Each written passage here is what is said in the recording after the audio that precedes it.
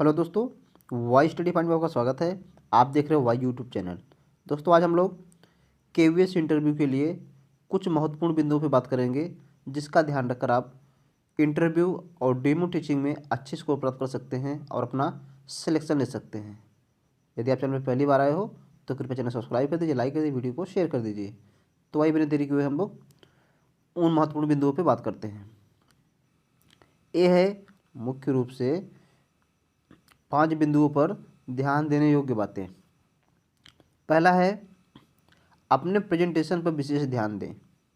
यानी जब भी आप इंटरव्यू के लिए जा रहे हों तो आप अपने जो है कैसे उनके सामने जाना है, क्या मतलब कि अपना शिष्टाचार कैसे भी अपने मैनर को जो है आपको अच्छे से प्रस्तुत करना है।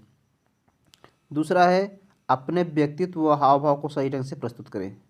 कहने मतलब ये है कि जब भी आप उनके सामने जाएं तो आप अपने जो एक्टिविटी है, बॉडी एक्टिविटी है या जो भी है, उसको आप जो है बहुत सिंपल वे में प्रस्तुत करें। तीसरा है, अपने कम्युनिकेशन स्किल पर विशेष ध्यान दें। यानी आप जब भी उनसे आप जब कन्वर्सेशन करें या जो भी आपसे कुछ प्रत्युत्तर हो तो आप अपने विवेक का जो है सही ढंग से इस्तेमाल करें और अपना विचार सही ढंग से प्रस्तुत करें। चौथा है, अपने शिक्षण विधि व ज्ञान को सही ढंग से प्रस्तुत करें। करें मतलब ये है कि जब आप शिक्षण विधि कर रहे हो, टीचिंग कर रहे हो, डेमो क्लास दे रहे हो, तो आप भी वहाँ पे एक सिस्टमेटिक ढंग से क्लास को जो है और अपने आप को प्रस्तुत करें। और पांचवा है, प्रत्युत्तर प्रश्न के अनुरूप दें। करें मतलब ये है कि जब भी आपसे जो प्रश्न पूछा जाए आप उस प्रश्न से संबंधित उत्तर दें, घुमा फिरा के या काफ़ी अलग से हट के चीज़ों को जो है आप उसका उल्लेख न करें, उसका व्याख्या न करें। जो पूछा जाए टू द पॉइंट ही बात करें। अब आइए हम लोग बात करते हैं कि बी पॉइंट है, इंटरव्यू कक्ष में विशेष ध्यान देने योग्य बातें। जब आप इंटरव्यू के लिए जा रहे हों और तो आपको किन किन सावधानियों का ध्यान रखना है, उस चीज़ को जो है आप बारीकी से समझ लें और उसका पालन करके जो है आप अपना अच्छा स्कोर प्राप्त करें। नंबर 1 है, जब आप इंटरव्यू कक्ष में प्रवेश करें तो सर्वप्रथम प्रवेश के लिए अनुमति मांगें। जैसे मे आई कम इन सर, और सभी बोर्ड मेंबरों से अभिवादन करें और जब आपसे बैठने के लिए कहें तब आप थैंक यू कहते हुए आराम पूर्वक बैठें। कहने मतलब यह है कि जब भी आप इंटरव्यू कक्ष में या हॉल में प्रवेश करने जा रहे हों तो आप डायरेक्ट घुस मत जाइए। आप एक शिष्टाचार जो होता है, आप उनसे परमिशन ले सकते हैं। सर मैं आई कम इन सर, सर मैं अंदर आ सकता हूँ। आप उनसे पहले परमिशन लीजिए, इसके बाद फिर आप अंदर जाइए। और अंदर जाने के बाद जो है जितने भी बोर्ड मेंबर हैं आप उनसे सामूहिक रूप से अभिवादन कर सकते हैं। और यदि वो आपको बैठने के लिए कह रहे हैं तो आप उनको जो है थैंक यू कहते हुए आराम पूर्वक बैठिए, एक शिष्टाचारपूर्ण रूप से। अगला पॉइंट है पॉइंट नंबर 2, आप अपने आप को ऐसे तनाव मुक्त रखें और ऐसा महसूस करें जैसे आपको सभी प्रश्नों का उत्तर आता है। ऐसा मत सोचें कि मुझे यह चीज़ नहीं आती है, मैंने यह टॉपिक नहीं पढ़ा। ऐसा नहीं कि आपको किसी प्रश्न का उत्तर नहीं आता है तो इस प्रश्न का उत्तर सभी को आता ही होगा, ऐसा ज़रूरी नहीं है। कहने मतलब ये है कि जब भी आप परीक्षा हॉल में एग्ज़ाम हॉल में जाएँ, इंटरव्यू हॉल में जाएँ या डेमो टीचिंग में जाएँ तो आप बहुत ज़्यादा टेंशन लेने की ज़रूरत नहीं है, बहुत घबराने की ज़रूरत नहीं है। आप अपने आप को तनाव मुक्त रखें और ऐसा महसूस करें कि मैंने जो भी पढ़ा है सब उसी में पूछा जाएगा, मुझे सब कुछ आता है। ये मत सोचें कि जो है मुझे ये चीज़ नहीं आता है या मैंने ये टॉपिक नहीं पढ़ा है। ऐसा ना हो कि उसी में से पूछ लिया जाए। तो अगर आप ऐसे अपने दिमाग को दौड़ाएंगे तो फिर आप परेशान हो जाएंगे। और जो भी क्वेश्चन आपसे पूछा जाए आप उसका सहजतापूर्वक आंसर दीजिए। ऐसा नहीं कि आपको जिन प्रश्नों का उत्तर नहीं आता है वो सबको आता ही होगा, हो सकता है और लोगों को भी नहीं आता हो। तो इस चीज़ का आप बिल्कुल भी टेंशन मत लीजिए। आइए अगला पॉइंट देखते हैं। तीसरा है, आपकी आंखें हमेशा बोर्ड मेंबर के सदस्यों की ही तरफ होनी चाहिए, किसी एक की तरफ नहीं। न ही नीचे की तरफ या अगल बगल। सामने देखने से कॉन्फिडेंस बिल्ड होता है। कहने मतलब ये है कि जब भी आप इंटरव्यू हॉल में बैठे हो, मेंबरों के सामने बैठे हो, बोर्ड मेंबर सामने बैठे हो, तो आप जो है हमेशा उनकी तरफ ही देखें, इधर उधर अगल बगल जो है या नीचे की तरफ देखने से आपका जो है इम्प्रेशन अच्छा नहीं होगा। जब आप उनके फेस टू फेस देखेंगे, फेस वैल्यू आपकी बढ़ेगी और आपके अंदर कॉन्फिडेंस भी बिल्ड होगा। और फेस टू फेस बात करने से या क्वेश्चन का आंसर देने से उनको भी लगता है कि बच्चे के अंदर जो है कॉन्फिडेंस है और जो भी बोल रहा है वो सही बोल रहा है। अगला पॉइंट देखते हैं। पॉइंट नंबर 4 है, प्रश्नों का उत्तर देते समय आपको घबराना नहीं चाहिए, धैर्य के साथ उत्तर दें। और जब कोई बोर्ड मेंबर आपका इंट्रोडक्शन पूछे तो जैसे आपको कंफर्टेबल लगे हिंदी या इंग्लिश में वैसे ही आप दें। कहने मतलब ये है कि जब भी आप बोर्ड मेंबर के सामने बैठे हैं और आप कोई उनके प्रश्नों का उत्तर दे रहे हैं तो आपको बिल्कुल भी घबराना नहीं चाहिए। आप आराम से धैर्यपूर्वक उनके प्रश्नों का उत्तर दें जो भी आपको आता है। और यदि वो आपको इंट्रोडक्शन पूछते हैं तो आप उनको अपना परिचय दीजिए, जैसे भी आपको लगे। आपको हिंदी में आता था हिंदी में दीजिए, इंग्लिश में आता था इंग्लिश में दीजिए। ऐसा कोई ज़रूरी नहीं कि आप जो है हिंदी में ही दीजिए या इंग्लिश में ही दीजिए। हाँ, इंग्लिश है तो आपको थोड़ा सा अगर इंग्लिश में देंगे तो ज़्यादा बेटर रहेगा। आइए अगला पॉइंट देखते हैं। पॉइंट नंबर 5 है, बोर्ड मेंबर के सामने बातचीत करते समय या प्रश्नों का उत्तर देते समय आपकी भाषा साधारण व सरल होनी चाहिए, उतावलापन नहीं झलकनी चाहिए और आपकी आवाज़ न तो अधिक तेज़ हो न ही अधिक धीमी, सामान्य होनी चाहिए।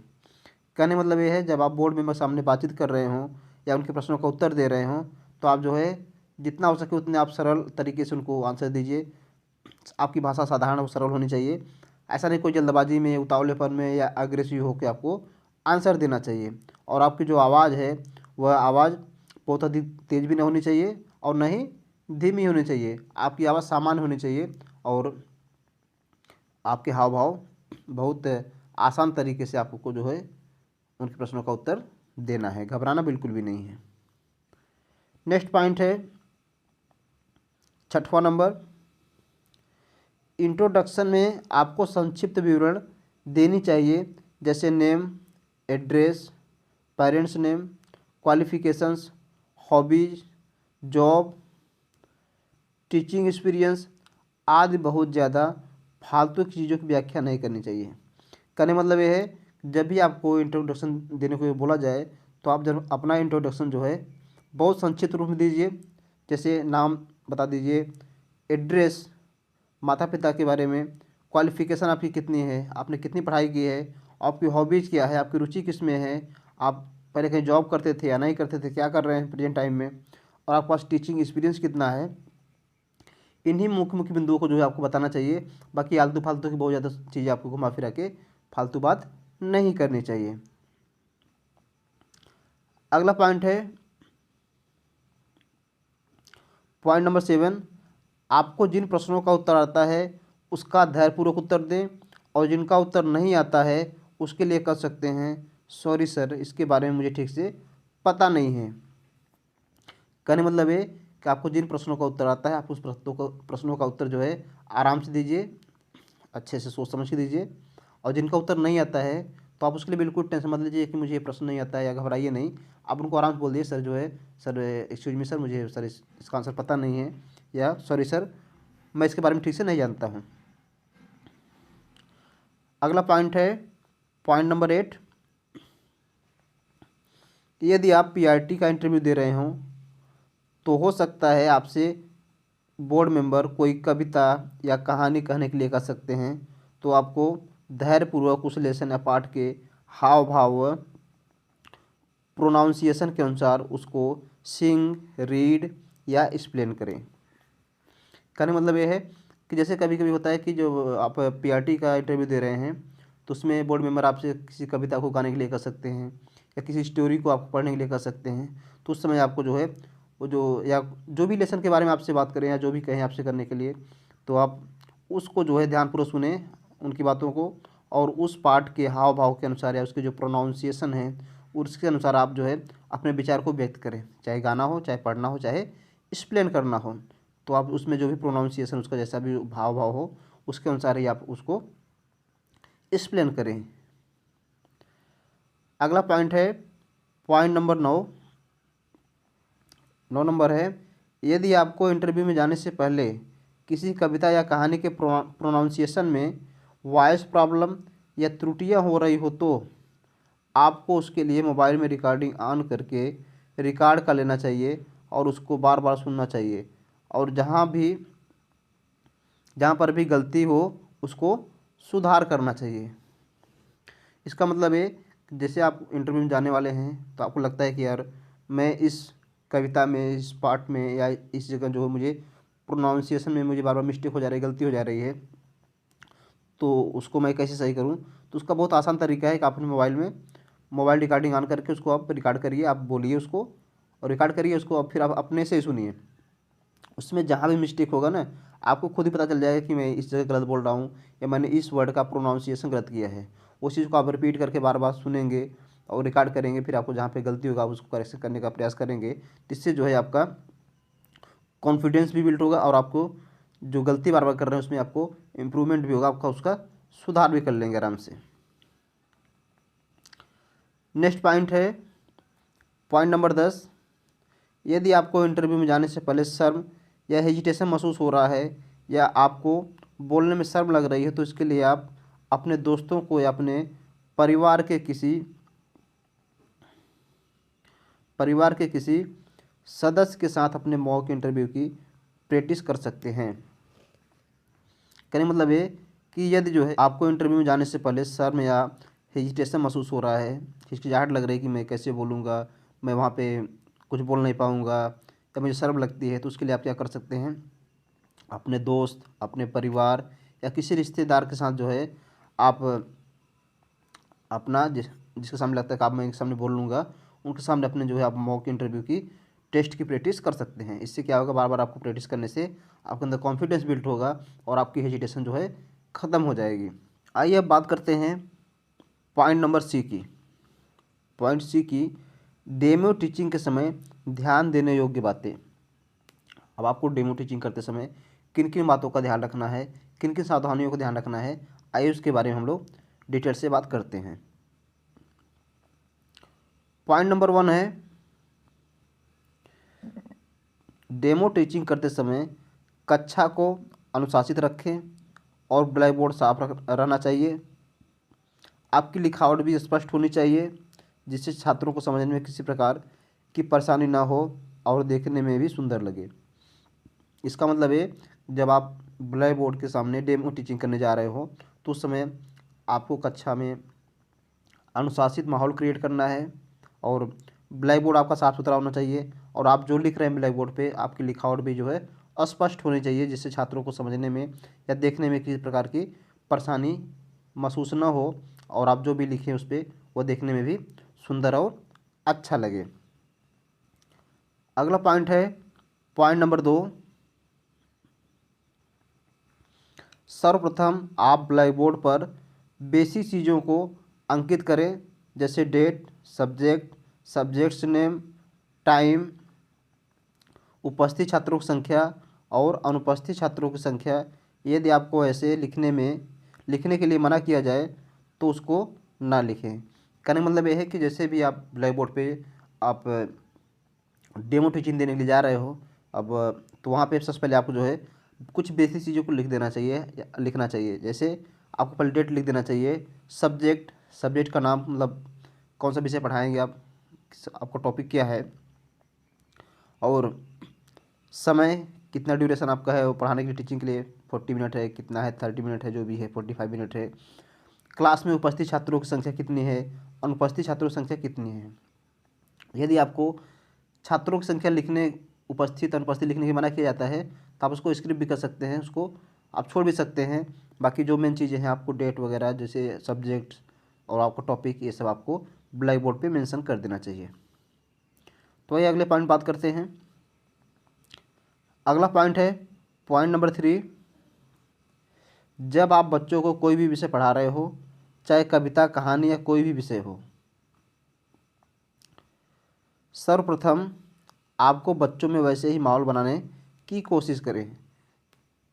इसका मतलब ये है कि जब भी आप डेमो टीचिंग कर रहे हो तो उस समय आप चाहे जो विषय पढ़ा रहे हो, चाहे कविता पढ़ा रहे हो, चाहे हिंदी पढ़ा रहे हो, चाहे मैथ पढ़ा रहे हो, चाहे साइंस पढ़ा रहे हो, जो भी पढ़ा रहे हो, आप कोशिश करो कि बच्चों में उस ढंग के जो है माहौल बनाने की कोशिश करें और छात्रों को जो है अपनी ओर, अपने ब्लैक बोर्ड की तरफ उनका ध्यान जो है केंद्रित करने की कोशिश करें।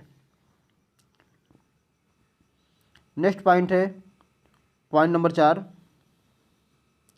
जब आप डेमो टीचिंग कर रहे हों तब यदि पॉइंटर हो तो उसका अनावश्यक प्रयोग ना करें और बच्चों की तरफ पीठ करके एकदम ब्लैक बोर्ड के सामने आकर न पढ़ाएं, जिससे उनको ब्लैक बोर्ड पर लिखी हुई चीज़ों को देखने में परेशानी हो। बल्कि आप साइड में ऐसे लिखें कि आपको लिखने में कोई भी परेशानी न आए और बच्चों को बोर्ड पर देखने में भी किसी प्रकार की दिक्कत न हो, और समझाने के लिए पॉइंटर का प्रयोग करें। कहने मतलब ये है कि जब भी आप ब्लैक बोर्ड पे पढ़ा रहे हो, डेमो टीचिंग दे रहे हो, तो उस समय जो है अगर क्लास में पॉइंटर है या अपने पॉइंटर का यूज कर रहे हैं तो बस जब तक उसकी आवश्यकता है तभी तक उसका आप प्रयोग करें।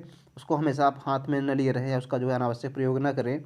और यदि आप ब्लैक बोर्ड पर कुछ भी चीज़ें लिख रहे हैं, कुछ भी समझा रहे हैं छात्रों को, तो एकदम उनकी तरफ पीठ करके ना लिखें छात्रों की तरफ। इससे क्या होगा, उन्हें देखने में असुविधा होगी, वो देख नहीं ठीक से पाएंगे, तो फिर उसके लिए क्या होगा, उनको दिक्कत महसूस होगी। तो इसके लिए आप क्या कर सकते हैं कि आप जो साइड में थोड़ा सा अपने आप को तिरछा करके, जैसे लिखा जाता है ब्लैक बोर्ड पे, आप इस प्रकार से लिखें कि आपको लिखने में भी असुविधा ना हो और छात्रों को देखने में भी असुविधा ना हो। और ब्लैक बोर्ड पर अगर आपको समझाना है तो आप लिख के पॉइंटर से समझाइए। तो पॉइंटर से क्या होगा, उससे आपको जो पीछे से उन्हें देखने में दिक्कत भी नहीं आएगी और वो आराम से समझ भी लेंगे। लेकिन पॉइंटर का प्रयोग उतना ही करिए जितना आपको आवश्यक है, अनावश्यक रूप से आप पॉइंटर का प्रयोग न कीजिएगा। अगला पॉइंट है पॉइंट नंबर 5,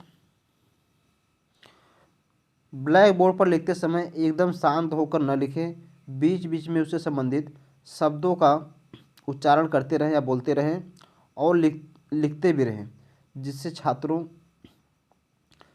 का ब्लैक बोर्ड की तरफ ध्यान केंद्रित रहे। इसका मतलब ये, जब भी आप ब्लैक बोर्ड पर आप कुछ चीज़ें लिख रहे हैं या टॉपिक को पढ़ा रहे हैं, उस पर जब आप लिख रहे हैं तो ऐसा नहीं कि आप एकदम से उसको टॉपिक को पूरा लिख के ख़त्म करने के बाद ही बोलें। इससे क्या होगा, छात्रों का ध्यान जो है केंद्रित नहीं रहेगा और फिर वो आपस में बातचीत करने लगेंगे, उनका ध्यान जो है इधर उधर भटक जाएगा। तो उसके लिए आपको चाहिए कि आप जब भी ब्लैक बोर्ड पर लिख रहे हो तो आपको चाहिए कि आप लिखते समय जो चीज़ आप लिख रहे हो या पढ़ा रहे हो उसके शब्दों को आप उच्चारित भी करते रहिए और लिखते भी रहिए। अगर आप उसको शांत होकर लिखेंगे तो फिर बच्चों का ध्यान जो है केंद्रित ब्लैक बोर्ड पे नहीं होगा। तो आप शब्दों को उच्चारित भी करते रहिए और ब्लैक बोर्ड तरफ लिखते भी रहिए। इससे छात्र का जो है ध्यान उसकी तरफ, ब्लैक बोर्ड की तरफ आकर्षित रहेगा और केंद्रित रहेगा। आइए अगले पॉइंट बात करते हैं। पॉइंट नंबर 6 है, ब्लैक बोर्ड पर पढ़ाते समय यदि संभव हो तो आप जो पाठ या विषय पढ़ा रहे हैं उसका चित्र भी बना सकते हैं, जिससे पाठ और अधिक प्रभावी व सरल हो जाएगा। और अंत में बच्चों को पूरे पाठ का सारांश भी समझाना चाहिए। इसका मतलब है, जब आप ब्लैक बोर्ड पर पढ़ा रहे हैं जिस टॉपिक को या जिस विषय को आप पढ़ा रहे हैं, अगर आपको लगता है कि उसमें चित्रों का उल्लेख करने पे या चित्रों को बनाने पे छात्र जो है और सरलतापूर्वक उसको समझ सकते हैं और आप बना सकते हैं, अगर आपके अंदर लगता है कि मैं उसको बना सकता हूँ, तो आप चित्रों को भी बना सकते हैं, उसके माध्यम से बच्चों को समझा सकते हैं। उससे क्या होता है, या जो आप टॉपिक पढ़ा रहे हो, जो पाठ पढ़ा रहे हो, वो अधिक प्रभावी और सरल हो जाता है, छात्रों को जल्दी से समझ में भी आ जाता है। और अंत में पूरी इसकी व्याख्या एक्सप्लेन करने के बाद आप छात्रों को पूरे पाठ का सारांश भी समझाएं। उससे क्या होता है, छात्रों के अंदर जो है जल्दी से हर चीज़ याद हो जाता है और समझ में अच्छे से आ जाता है। तो दोस्तों, ये थे 21 मुख्य बिंदु जिसका आप पालन करके, सावधानी बरत के आप जो है इंटरव्यू कक्ष में और डेमो टीचिंग में अच्छे स्कोर प्राप्त कर सकते हैं और अपना सिलेक्शन पक्का है। मैं दावे के साथ कहता हूँ कि आप जो है अपना सिलेक्शन ले सकते हैं और अच्छे स्कोर कर सकते हैं, आपको कोई सिलेक्शन से रोक नहीं सकता है। तो दोस्तों आई होप कि मेरे 21 जो पॉइंट हैं, जो बिंदु हैं, उसका आप फॉलो करके, अनुसरण करके आप अच्छे स्कोर प्राप्त करें, ये हमारी शुभकामना है। और आप लोग अपनी अच्छी तैयारी करिए, इन सब बिंदुओं को ध्यान रख के आप इंटरव्यू में जाइए, डेमो टीचिंग करिए और अपने स्कोर को जो है अच्छा प्राप्त करिए और अपना एक सीट पक्का कीजिए। तो दोस्तों आई होप मेरा वीडियो आपको अच्छा लगा होगा। यदि मेरा वीडियो अच्छा लगा तो कृपया चैनल सब्सक्राइब करिए, लाइक करिए और वीडियो को दोस्तों के पास शेयर करिए, जिससे हम आपके लिए अच्छी अच्छी इंफॉर्मेटिव वीडियो बना के लाते रहें। धन्यवाद।